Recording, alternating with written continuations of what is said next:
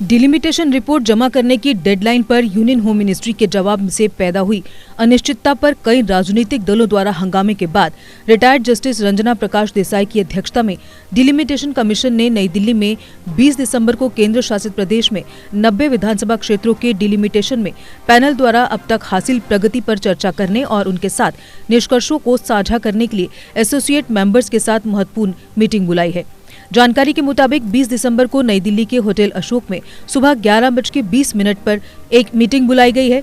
Commission में 5 associate members हैं जिन्हें ईमेल के जरिए मीटिंग में आमंत्रित किया गया है, जिनमें भाजपा के पीएमओ में केंद्रीय राज्य मंत्री डॉक्टर जितेंद्र सिंह और जम्मू पुंछ लोकसभा क्षेत्र के सांसद जुगल किशोर शर्मा, डॉक्टर फारूक अब्दुल्ला, मोहम्मद अकबर लोन और हसनैन मसूदी तीनों नेशनल कॉन्फ्रेंस सांसद हैं।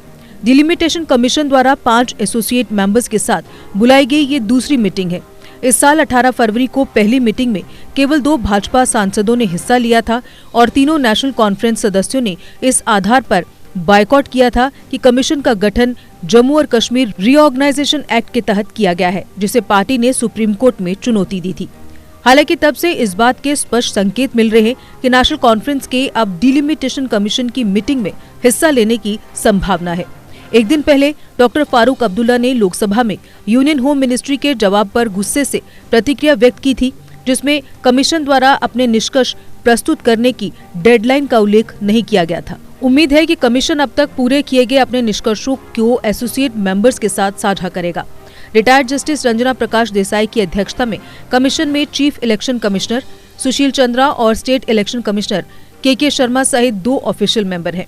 जानकारों के मुताबिक कमीशन विधानसभा में कश्मीरी पंडितों को प्रतिनिधित्व देने पर विचार कर सकता है, क्योंकि सामान्य परिस्थितियों में पंडित अल्पसंख्यकों के लिए सदन में अपना प्रतिनिधि भेजना मुश्किल होगा।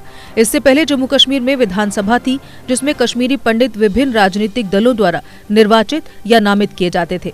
पिछली विधान परिषद में कश्मीरी पंडितों के 2 प्रतिनिधि थे। कमीशन के पास विचाराधीन 2 विकल्प है।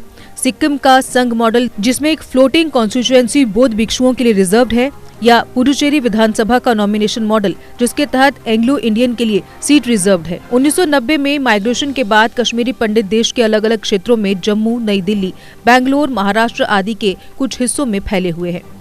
कश्मीरी पंडितों ने विभिन्न रिप्रेजेंटेशंस के जरिए मांग की है कि विधानसभा में उनके लिए रिजर्वेशन होना चाहिए, क्योंकि जम्मू कश्मीर रीऑर्गेनाइजेशन एक्ट के तहत विधान परिषद को भंग कर दिया गया था। संवैधानिक प्रावधान के मुताबिक सिर्फ शेड्यूल कास्ट और शेड्यूल ट्राइब को विधानसभा में क्रमशः 8 और 10% रिजर्वेशन दिया गया है, जिसका मतलब है कि 7 सीटें एससी के लिए और 9 एसटी के लिए रिजर्व होंगी, जबकि पहले भी विधानसभा में एससी के लिए 7 सीटें रिजर्व थी। ये पहली बार होगा जब एसटी को जम्मू कश्मीर विधानसभा में रिजर्वेशन मिलेगा। जम्मू जिले में 3 और सांबा, कठुआ, रामबन और उधमपुर में 1-1 सहित सभी 7 सीटें 1996, 2002, 2008 और 2014 में लगातार 4 विधानसभा चुनावों के लिए शेड्यूल कास्ट के लिए रिजर्व रही।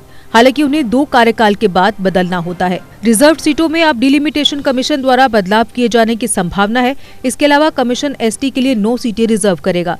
एक बार डिलिमिटेशन प्रोसेस पूरा हो जाने के बाद जम्मू कश्मीर में विधानसभा सीटों की संख्या 83 से बढ़कर 90 हो जाएगी। विधानसभा की 24 सीटें खाली रहती है, क्योंकि वे पाकिस्तान के कब्जे वाले जम्मू कश्मीर के अंतर्गत आती हैं।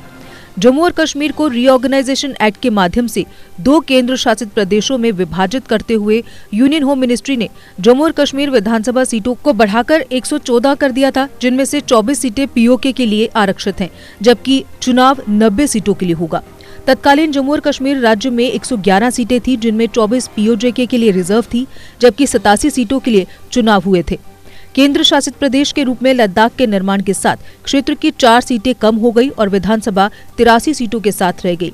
हालांकि 7 सीटों की वृद्धि के साथ जम्मू कश्मीर केंद्र शासित प्रदेश में 90 सीटों की विधानसभा होगी। सदन में 2 महिला विधायक पहले की ही तरह नॉमिनेट होंगी। पिछले विधानसभा में कश्मीर में 46, जम्मू में 37 और लद्दाख में 4 सीटें थी। जम्मू कश्मीर में विधानसभा क्षेत्रों का डिलिमिटेशन पहली बार 1994 व 95 में राष्ट्रपति शासन के दौरान आयोजित किया गया था, जबकि तत्कालीन राज्य विधानसभा की सीटों को 76 से बढ़ाकर 87 कर दिया गया था।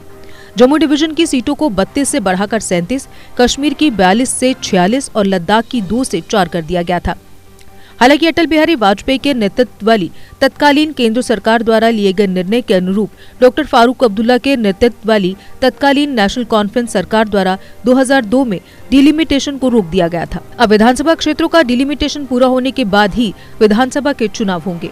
अगर आप भी अपने भविष्य को लेकर चिंतित हैं और बहुत सी सरकारी नौकरियों पर दांव खेल चुके हैं लेकिन अभी तक सफलता आपके हाथ नहीं लगी है तो कैरियर अड्डा जम्मू कोचिंग इंस्टीट्यूट है आपके लिए बेस्ट ऑप्शन। कैरियर अड्डा जम्मू में हर कॉम्पिटिटिव एग्जाम में सफलता हासिल करने के लिए बेहतरीन तरीके से तैयार किया जाता है। कैरियर अड्डा जम्मू में फ्री कोचिंग का प्रावधान है, तो फिर देर किस बात की। जल्द कैरियर अड्डा जम्मू में आए और अपने सुनहरे भविष्य के लिए सोमवार से शुरू हो रहे जेकेपी, सब इंस्पेक्टर तथा अन्य सरकारी नौकरियों के बैचेस में अपनी सीट बुक कराएं।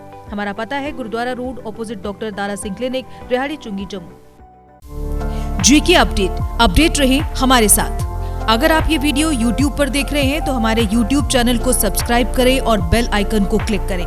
अगर आप ये वीडियो Facebook पर देख रहे हैं तो हमारा Facebook पेज लाइक जरूर करें। For advertisement please contact 7051091811।